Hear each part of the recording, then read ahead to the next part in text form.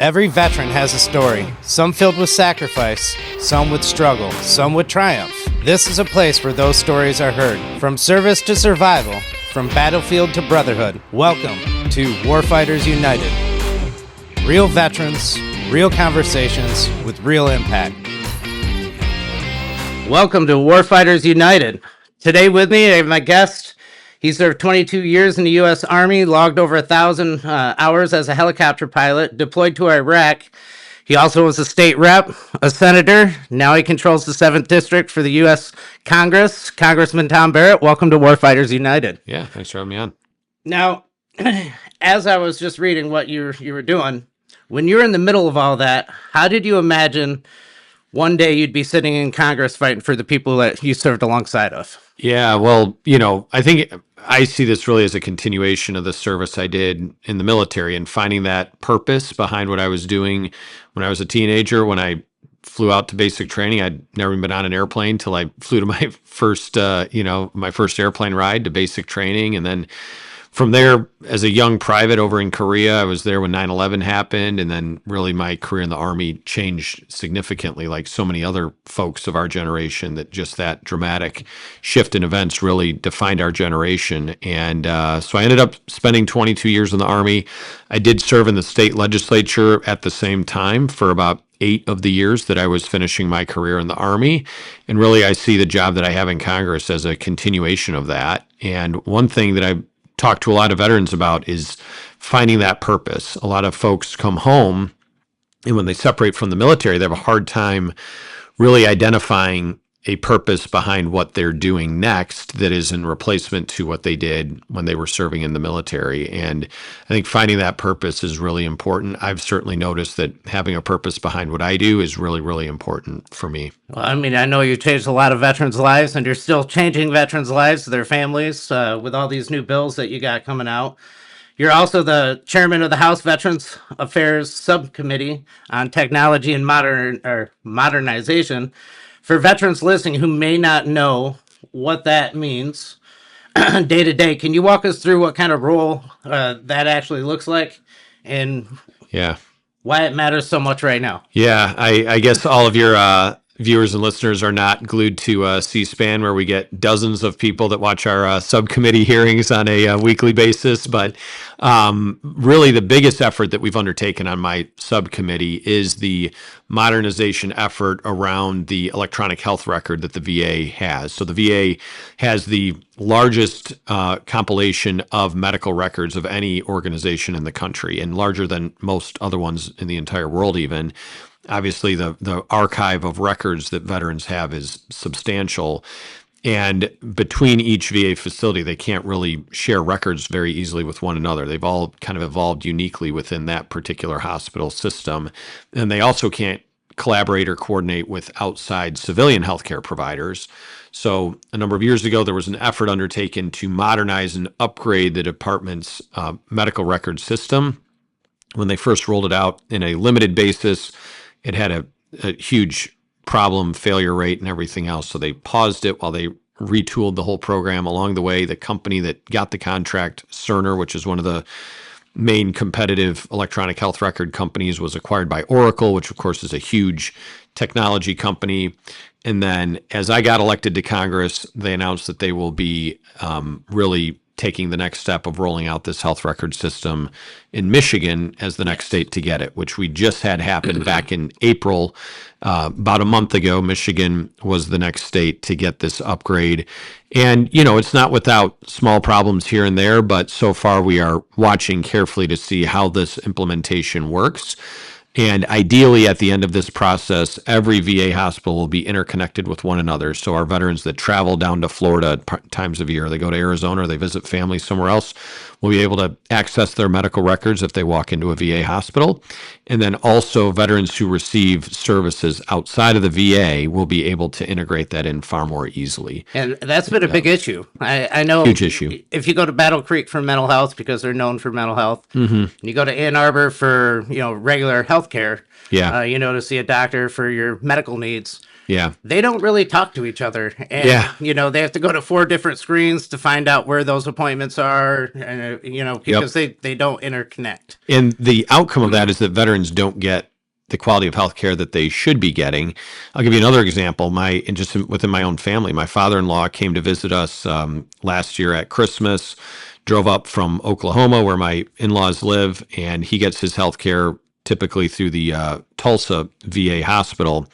And he had a diabetic arm sensor, and the battery failed while he was visiting us. And I was pretty confident that we could get him help through the Battle Creek VA to just get the sensor swapped out. And it turned into a huge issue where they didn't have any records for him at Battle Creek, of course, because he's never been to Battle Creek before.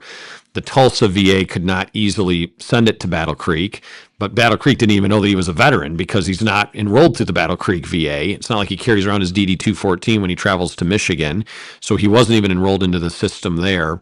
Ultimately, we were able to get it all sorted out, but it took a tremendous amount of bureaucratic work to do that. On the flip side of that, I went down a few years ago before I was getting most of my health care through the VA. I had a civilian prescription for something that I mistakenly left at home, was visiting my in-laws in Oklahoma. I called the CVS down the road in Charlotte where I live.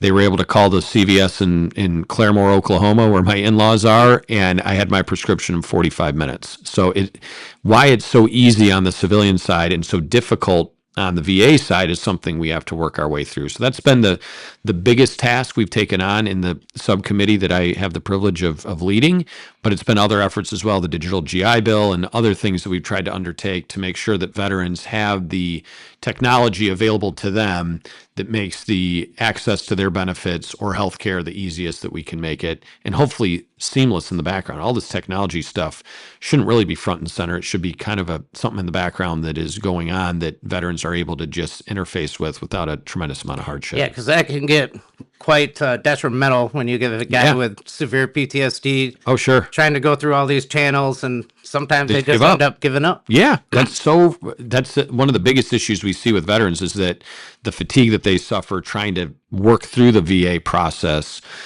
can cause a lot of veterans to just give up. And then we've made significant reforms within the VA. And, when guys like you and I were coming back home from deployments, the VA wasn't really prepared back then for the influx of veterans and the needs that they were going to be facing. You're talking 20 years ago or so. We've gotten a lot better at that. But if you had a bad interaction with the VA then, you're a lot less inclined to want to go to the VA now when we've made some improvements. Now, it's not perfect now, and there are continuous improvements we have to make, but we are making diligent efforts to continue, improving outcomes for veterans. One way is on the community care side, like I said, with this electronic health record, so that they can more easily, you can go get a lot of veterans might go to a chiropractor in their community, and, they can get that record transferred back and forth. I got referred out to a chiropractor in my town, and the VA had already done an X-ray on my back. And then I go to the chiropractor, they got to do another one because I can't see the record that the VA did. So it's like a duplicative record then, and they don't need that. There's no reason to do it again other than the fact that they can't read the file that the VA has. So if we can... That's if the VA even gives them the file, because a lot of times those community care... I know I've went out for procedures, whether it be surgeries or whatnot, and a lot of the information doesn't even make it to the provider that they send me to. Yeah. So when I get there, it's quite confusing to them because you got to tell them everything that's going on. Then they've got to request it from the VA, and usually that ends up making you wait more time to get the help you need. Yep. And none of that is saving money or improving efficiency or improving outcomes for veterans. It's all working in opposite of those three things. And, if we refer veterans out for community care, which right now makes up about 40% of the VA healthcare is done out in the community, closer to home, shorter wait time, all the variety of reasons that veterans might seek that out as an option. But if we're having duplicative procedures and testing and all this done, and then veterans are re-explaining themselves over and over and over again, it really does slow down the process of what we're ultimately trying to get to, which is better health outcomes for these veterans. On the healthcare side, on the benefits side, obviously it's a different consideration, but specifically, when we're looking at the healthcare and treatment side of things, getting veterans close to home, the quality of care that they need, whether that's in the VA system itself or whether that's through the community care network, is really important. So I've introduced bills on the scheduling side. I know you mentioned trying to get things addressed that way and getting things scheduled and working out to get right now. I had another situation where I got referred out for an audiology test. There are audiologists in every small town in America, just about. The VA couldn't get me in a timely way. They were going to refer me out to a audiology practice to do that. I've said that's no problem. I get called by a VA scheduler to schedule this through the community care network. And I tell them, these are the dates that I'm not going to be in Michigan. I don't tell them that I'm a member of Congress and I'm going to Washington, D.C., but I'm just like, I'm not going to be here on these dates over the next few weeks that you're looking. So please don't schedule me for an appointment then. Well, they go back and forth, and eventually they call me back, and they scheduled me for an appointment about an hour and a half or 2 hours from home on a day that I wasn't going to be in Michigan. I'm going to be 500 or 600 miles away in Washington, D.C. And I told the lady who called me back, I said, ma'am, I told you I wasn't going to be here on that day. And she's like, well, under our system, if we can't get you scheduled for an appointment that you request, then we just schedule you for the next available appointment. And I'm like, well, the next available appointment is the day that I'm not here. Like, that doesn't make any sense. So part of the problem is they can't see the community care providers' availability. They have to call a bunch of providers, call you as the patient, and then, they're getting in the middle of it.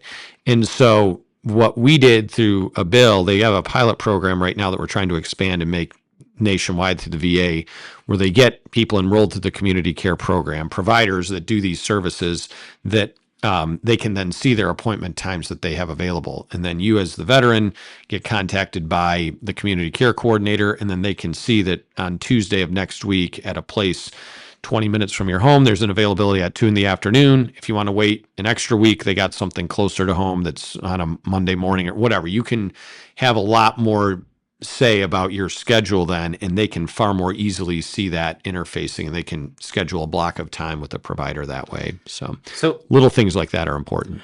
One of the bills that you actually got passed, and it's actually signed into law, was the Military Helicopter Training Act. Yeah. Now, can you explain what that is and how that's going to be beneficial for the future? Yeah, absolutely. So that came out of the tragedy at Washington, D.C., Reagan National Airport. I figured as much. Yeah. So maybe 3 weeks into my term, we had that fatal accident over Washington, D.C., just off the runway of Reagan National Airport over the Potomac River, where that American Airlines flight and the Black Hawk helicopter collided in a absolute tragedy. I think it was 67 lives lost combined between the two crews and the passengers. Absolute tragedy. And one of the things coming out of that, I was in communication with folks from my unit that I had retired from out in Grand Ledge here in Michigan on the night that that accident happened, as we were learning about what took place and thinking about what we could have done differently to prevent this from happening again. And that's really what brought out the Helicopter Training Act that we did, which we rolled into the National Defense Authorization Act. And really what it looked at doing was starting the process of upgrading our military fleet to have the same collision avoidance technology that the civilian airlines have. So every commercial airline that a passenger would buy a ticket on and fly to visit family or wherever they're going is going to have the ADS-B signaling equipment, which is what broadcasts out the position of the aircraft. So you can go on your phone and look up, the American Airlines flight that's flying over your house today or whatever, and see where they're going and the airline number and all that stuff. That's using the ADS-B system, and it's very precise pinpoint accuracy of where that aircraft is with the, embedded code of what that aircraft call sign is and everything else.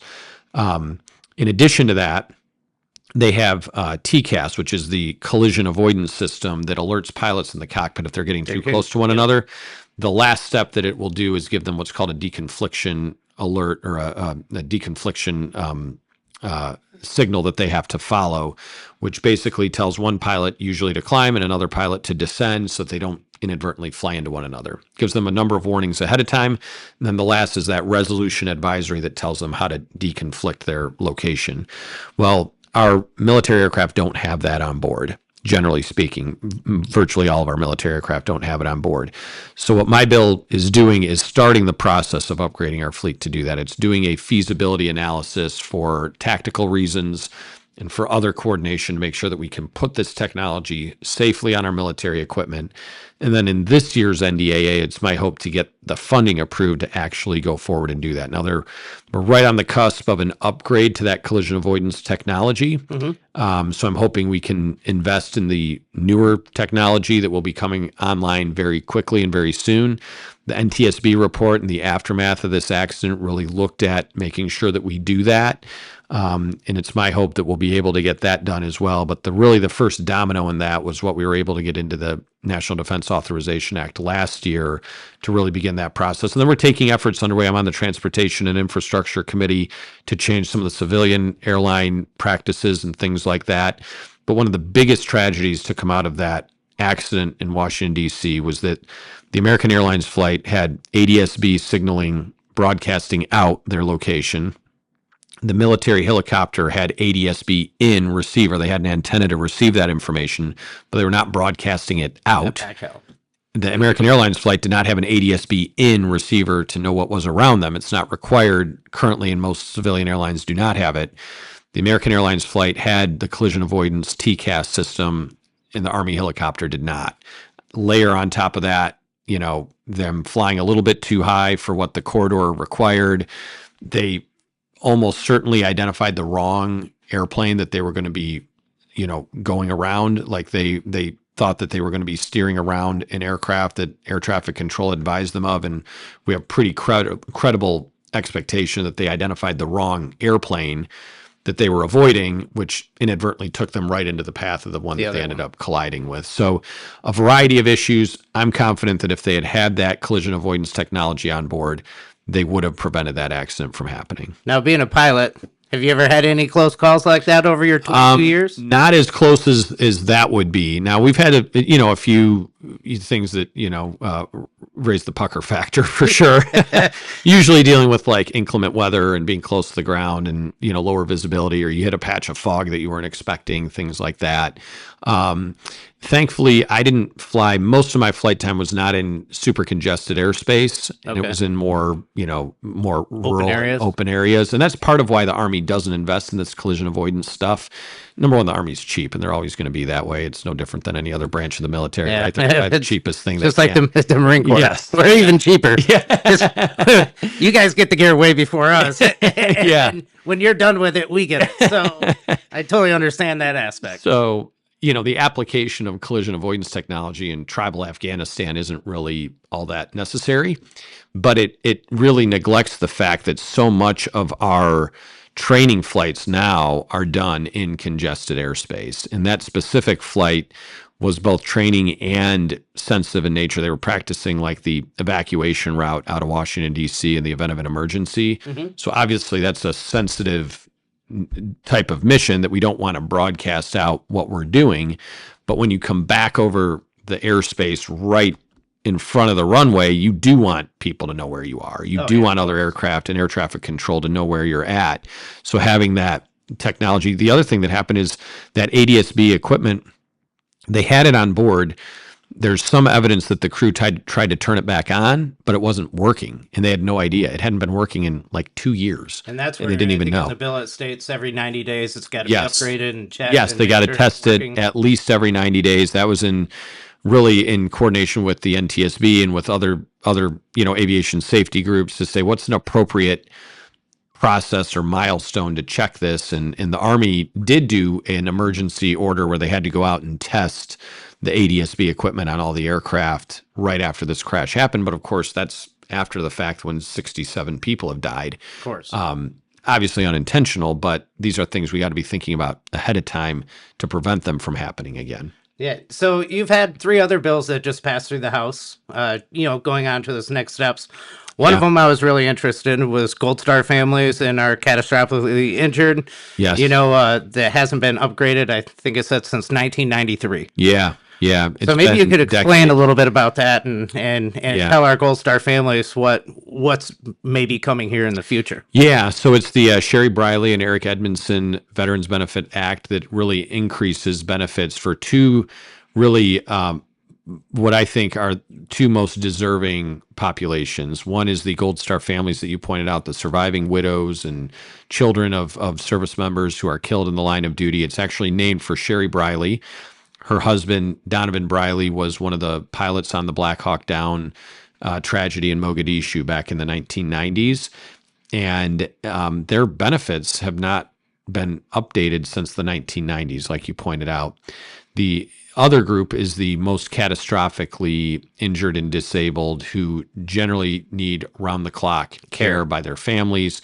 Families leave work to be able to provide care for their loved ones who are generally, physically limited and have a variety of different needs. Eric Edmondson is the other person we named the bill for, and he was injured in an IED blast and has a lot of physical limitations, has lost the ability to speak, and has other physical limitations on what he can do, and requires people around the clock to help take care of him. His mom and dad have helped with that. His wife, of course, does, and it obviously displaces a lot of other abilities that a family would have for income and otherwise. So we're trying to Well needed, because yes, a lot of times that's really expensive. it is quite And expensive. they thread the needle on whether they can make it month to month because Right. of that round of clock care. Right. And so we're increasing benefits for both of those groups. And the bill thankfully passed with significant bipartisan support from the House over to the Senate just before Memorial Day. And we're hoping to get that through the Senate and onto the president's desk as well, because this is a long overdue update that we need to get done. Well, speaking of those catastrophically injured, I have a lot of friends that lost limbs. And one of their biggest issues is when their prosthetic goes down, right? The VA doesn't allow them to give two.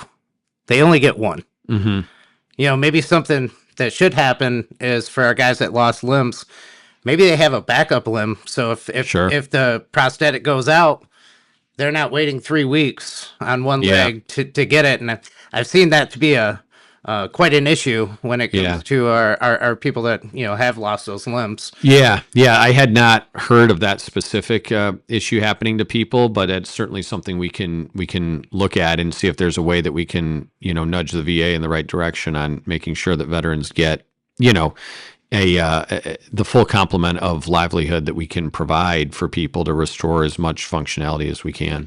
Yeah, and when we talk about veterans, suicide always comes up. We spent over $5 billion, and over the past 15, 20 years, it seemed like they just wanted to throw money at it. And so Yeah. you co-sponsored a bill that Derek and I and a lot of people have been working on with Grunt Style, the Written Informed Consent Act. Thank you so much, and thank you for allowing me to speak today and lend my support to this really important legislation. Gus, thank you for bringing it forward. This is long overdue, and we've all seen this from generations of veterans that have served across the spectrum of different conflicts or even during peacetime that have challenges after they return back home. And we've seen the devastating effects of a far too high and chronically out of reach veteran suicide epidemic that we face. And this is something we've tried to confront and address through advocacy, awareness, all these other ways that we have tried to confront this scourge that we have faced in our country. And those efforts, frankly, have fallen short. And we have to think about all of the complicated and different factors and cofactors that go into that, not the least of which is medication that might conflict with one another. When you have someone, as the example we heard about, with 30 or more different medications that are prescribed, what are the cofactors involved in that? If a veteran isn't aware of all of these risk factors, they have to be able to know exactly what is likely to occur when they take these things. These medications should be prescribed, and I think are intended to be prescribed to help veterans. But if the opposite is happening, we have to revisit what we are doing. We can't continue to do the exact same thing and expect different results and just run more TV commercials about veteran suicide awareness. People are aware of this problem. It's not that we are unaware of it. It's that we need to confront the underlying risk factors that exist. So this legislation today is critically important to take a first step in that effort. I really appreciate, Gus, your efforts to bring this forward. I'm privileged to serve on the VA committee here in the House of Representatives, something that I'm deeply proud of being able to do. And I look forward to lending my voice to advocacy to get this legislation done. I was proud to co-sponsor this legislation because I truly believe that we owe it to every veteran, regardless of when or how they served, to do the right thing for them. You see dozens of veteran groups, advocates behind me, but standing behind them are dozens of veteran organizations that have lent their name to this effort, each representing thousands or more of veterans in their own respective organizations, to show you just how important this issue is.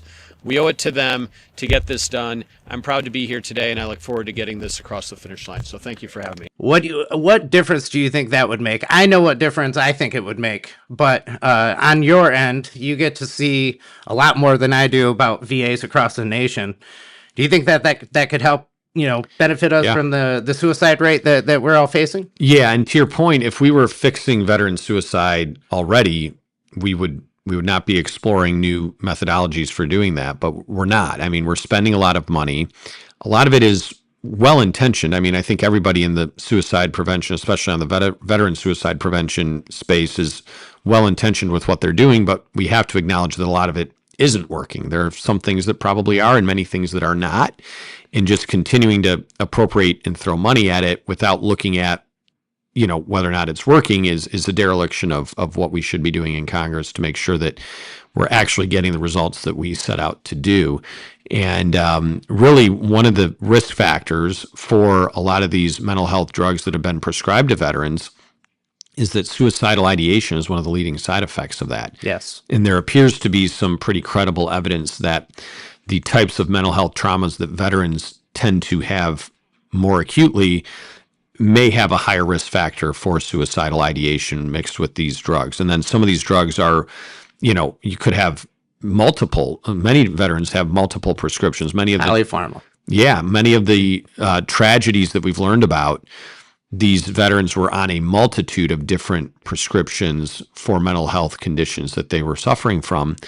And having an informed consent piece of that explains to veterans, hey, just so you know, there is a risk factor, excuse me, there's a risk factor on these drugs that includes potential for suicidal ideation. So that is a risk factor that you need to be aware of, and that's something you need to take precautionary steps around so that you're not just showing up one day with some mental health conditions that may need treatment, that we're not rushing into giving you some of these drugs that have a much higher risk factor. Well, especially, 70% of veterans that go to the VA are on SSRIs, SSNIs, and these cocktails. I mean, I know I was on at least 12 at one point in time, and that caused a lot of issues for me. Yeah. And it took an inpatient 30-day deal for me to figure out that some of these drugs shouldn't have been interacting with the other ones.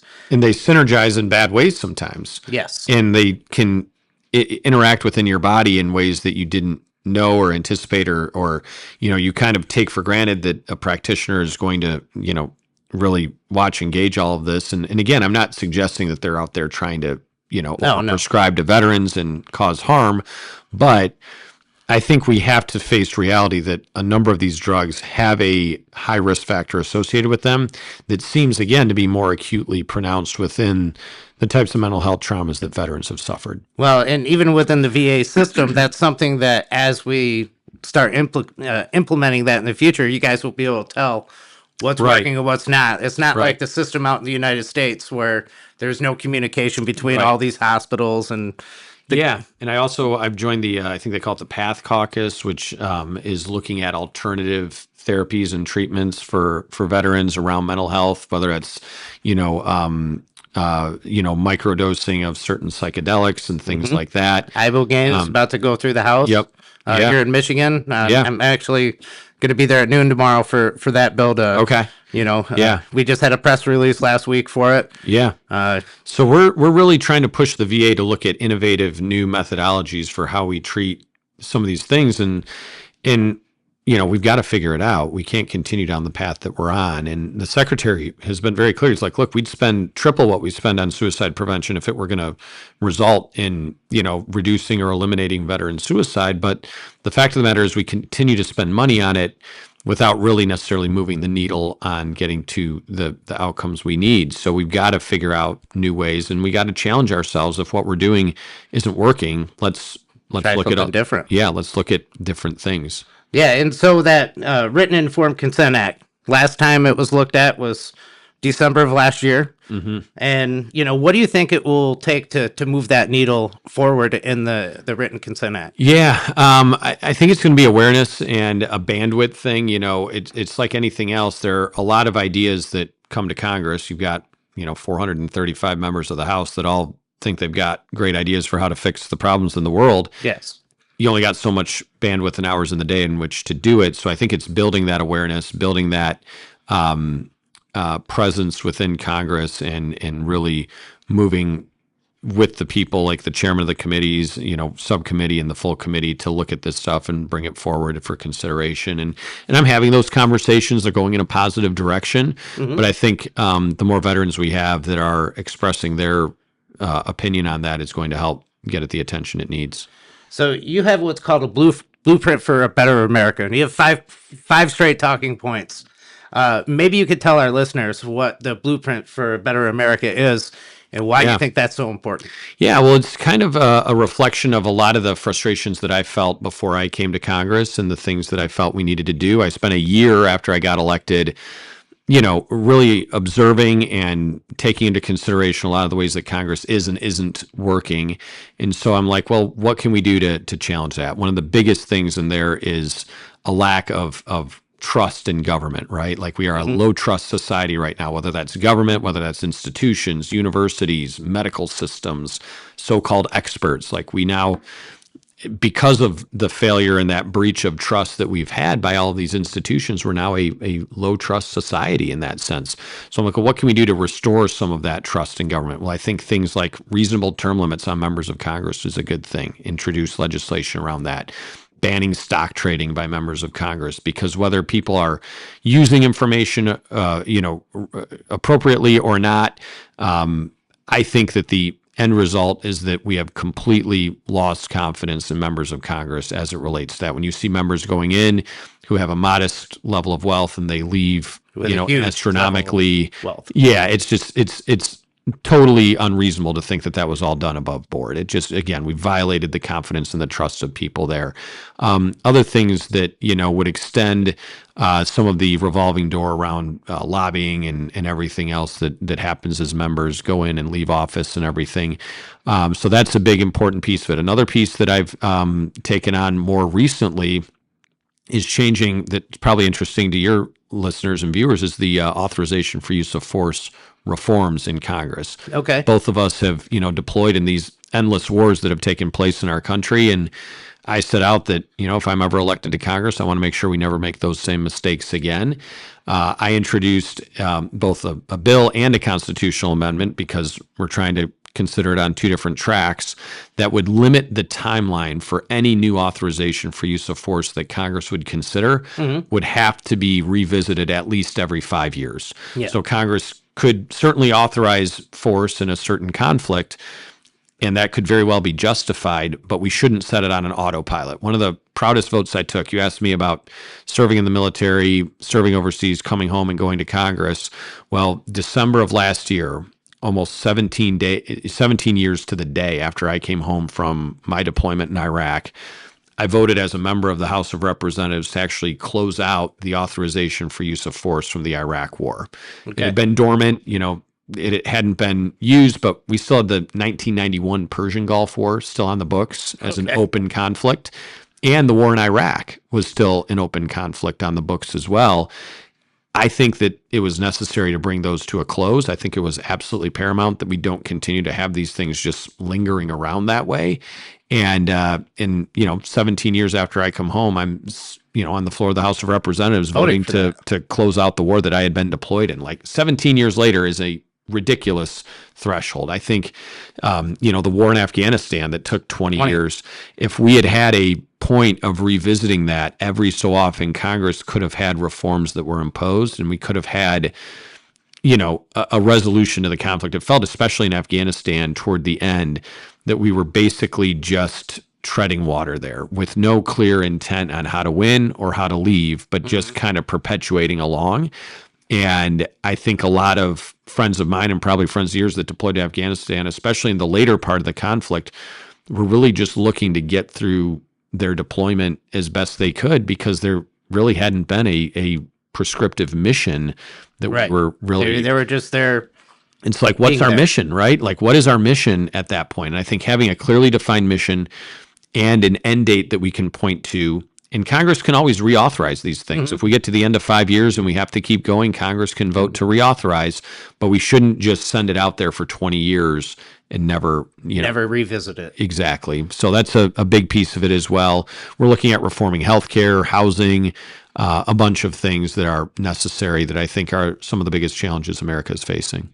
Yeah, I mean, I think you've saved about $146 million when it comes to infrastructure and Yeah, so we brought some resources back home to Michigan, different infrastructure projects. That's been a big priority for me as we're looking at how we can get federal dollars reinvested back into the district.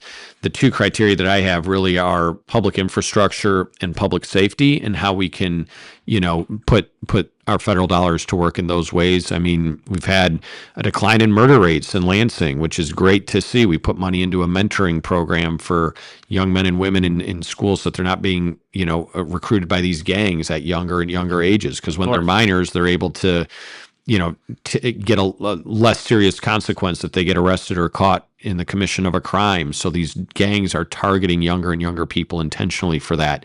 How can we really head that off at the pass so that they're not going down that path? And we've seen a significant and promising decline in violent crime in the city of Lansing, for example. Also invested in, bridges that have been shut down for years. that's why they're redoing 3 of the main bridges downtown. Yeah. I tell you, it's hard to get to the VFW headquarters. I got to go all the way to Grand River. You got to take a back over, route. so. But, we were out in, I was in Shiawassee County at a bridge a couple of weeks ago that we were highlighting that had been shut down, I think, for the last 2 years. And, they can't even get an ambulance or a fire truck across from one side of the community to the other. That puts people at significant risk.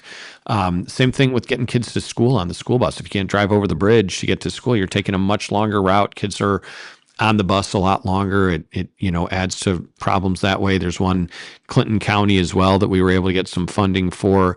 And then other projects within the community, public safety wise, for Lansing, for putting up vehicle barricades for festivals and other public community events. So sadly, we've seen instances where people have driven vehicles into public gatherings. So having those physical barricades is going to be an important public safety enhancement as well. So that's kind of the two biggest criteria I've looked at for how we can, invest federal resources in the district. Well, I got to tell you, Tom, I'm always impressed when I get to sit down and talk to you, and I definitely, sometime in the future, maybe 6 months from now, revisit some of these topics we'd love see to. where they are. So that way, not only the state of Michigan can find out what you've been doing in DC on a little bit better often ratio, but our veterans can find out what the VA is doing, because a lot of this information is really important to our veterans.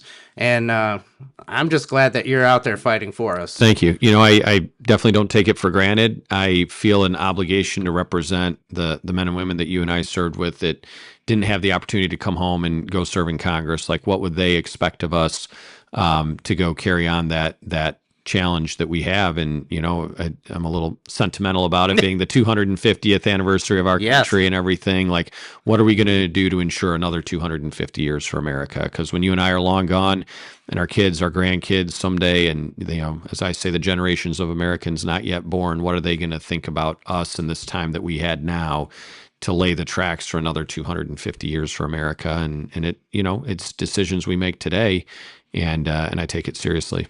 Yeah, well, I appreciate the having you fighting for us. So Thank thanks you. for coming on Warfighters United, and always, Tom. Thank you for having me. It's been a great afternoon. Yeah. Thank you.